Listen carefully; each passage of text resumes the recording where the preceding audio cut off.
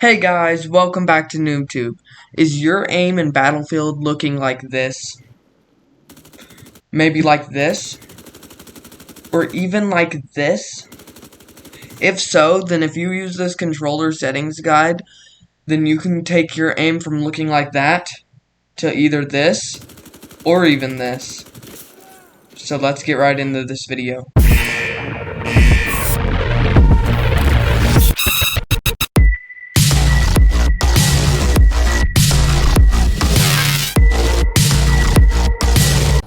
Okay guys, so we're gonna get right into this settings guide. So here we go. So nothing really in general that I can tell you what to do. You guys can select any of that you want. Network, general, anything in here. It's all kind of preference, whatever you guys want. This won't change anything. And then in display, I like my FOV at 91. It's a good mix of FOV. Pretty good. I've played with multiple. I like either 91 or 91.5. It's not big of a difference between the two, but I still like it. For vehicle, third person FOV, I like 88, which is actually the max FOV for vehicles. I think it might just be for controller, but for what I know, that's the max. And for the ADS FOV, I turn that off because my FOV is higher than default, meaning that it's not gonna zoom in as far. So I turn that off so that it'll zoom in farther. And my brightness, I set this to 76. Nothing really there. And then I set my motion blur to 36. And then you can change those too if you really want. In HUD general, none of these really. You can choose those. Oh, camera shake amount. That, I turn that to 75. On default, I think it's 100. It just makes it a lot easier to aim. You can change those. Okay, so in damage numbers section, so it's gonna automatically be hidden. It's gonna be on hide mode. And you can change it to score log or either screen center. I use screen center. And this shows you like how much damage you're doing to your enemy. And so if I hit someone with like a sniper bullet to the head, it would say 100 because I did max damage. And then I use damage number large. I use my horizontal offset at 70 and my vertical offset at 43. It's just a good place for me to put it in my opinion, but that's also preference. Helps me play better, and I think that you should at least turn score log on because it does help a lot. And then crosshair now. I turn my crosshair opacity to 100 just to make it a lot easier to see in all environments. As you can see on the right side, you can see it extremely easily. On the crosshair outline opacity, I turn that to 54 because just see vision. And then for the color, I choose this lightish red for, again, vision purposes, because it can be difficult to see the other colors in the game. And then I use the thick crosshair. For the crosshair impact point, I use circle, and I make that color yellow. But you can change that to whatever you want.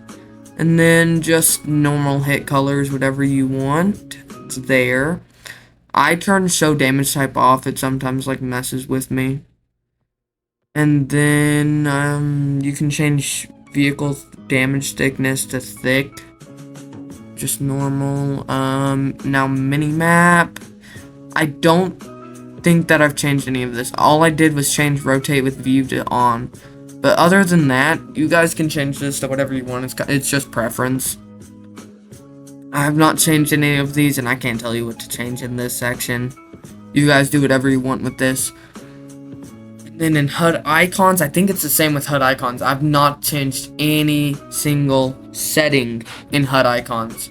So you change that to whatever you want. I set my master volume to 59 and my music volume to 36.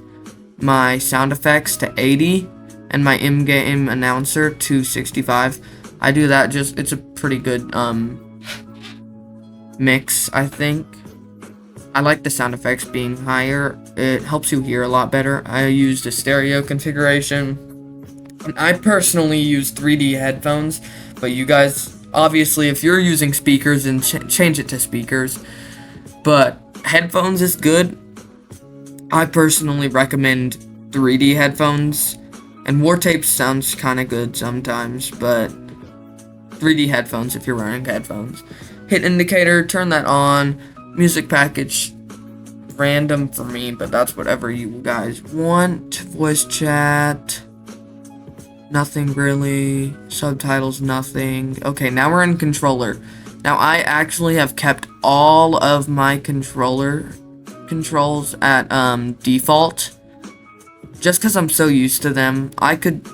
And if I changed them, it'd be difficult for me to play. But you guys, this is preference. You guys can change these to whatever you guys want and prefer. And everything. And then, yeah, just change this to whatever to make you do better in the game.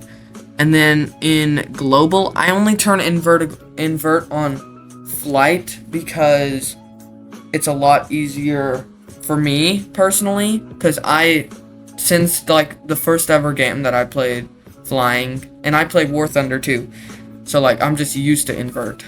And then on foot, we use soldier aim sensitivity at 70, just a pretty good aim sensitivity, not too high. And then for FOV 91, obviously, I would turn uniform soldier aiming off. Because what that does is it stops your thing from speeding up over time when you're moving. Aim assist all the way up. Choose these on standard.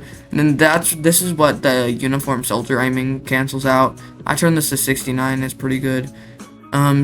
Click, I'd turn that off. These are all just what you want to. These can also like prevent or add more wear to your controller depending on which one. If you use like double click to go forward, then it could do it. But I use traversal sprint all the time, and using this just immediately puts you in traversal sprint instead of you having to toggle it. The soldier zooms aim sensitivity, I just turned that to 100. No need for me to change that. I don't get too fancy with it. I turned the auto deploys for parachutes off. I would really recommend turning the auto throw grenades and throwing knives off. It's really not that. It doesn't help much. I also would recommend the toggle on revive interaction, because you could accidentally like press your button again and cancel the revive. This is on hold. Okay, I turn this off because I'm just used to throwing C4 and stuff with my left trigger, but what this does is I throw with left trigger and detonate with right trigger with C5, and then if you turn this on, then it would switch those, so I would throw with right trigger and detonate with my left trigger instead. And then advanced settings, I do not change any of these. I have never changed any of these. I would not recommend changing any of these unless you are looking for some sort of extreme precision. But for vehicles, our vehicle aim sensitivity is just going to be 20. Turn all these inverts off unless you like it. The tank aim sensitivity, all of those at 100. Standard. The acceleration, I set that to 50. Vehicle boost, I just turned that on hold. These are flight, I turned these to 70, the sensitivity on those. And then that's that. Okay, I turn controller vibrations off. It can really help you with your aiming, but you do not need to change your dead zones unless you want to. It's not needed. There's no point in doing it. I mean, there is a point if you're like a esports gamer or something, but the only thing I changed was the max input thresholds on my triggers to 70, because I was looking at my settings and I figured why not. But you don't have to do all this. Even the pros don't change these sometimes. And then accessibility, there's probably nothing in here. Motion blur, we already went through most of these. The concussion effect, this just decides whether if you get hit by a concussion grenade, it's gonna be your screen's gonna turn white or black. I'm used to white. I just keep white. I feel like the black could be kind of cool if you're like, if it's nighttime or something. But I just go with white. Accessibility controls, nothing extras. Okay. Well, that's about it, guys. If you found this guide helpful, then I would appreciate it if you subscribed. And have a great day. See ya!